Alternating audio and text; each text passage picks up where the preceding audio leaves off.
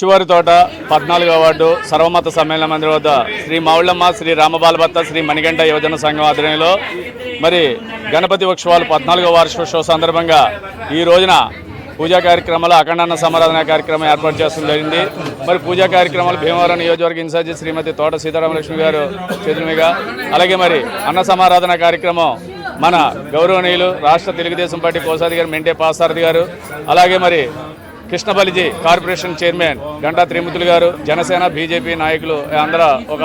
ఆధ్వర్యంలో మరి చేతుల మీద ఈ అన్న సమారాధన కార్యక్రమం ప్రారంభించడం జరిగింది. మరి వేల మంది భక్తులు వచ్చి ఇక్కడ ప్రసాదం సేకరిస్తూ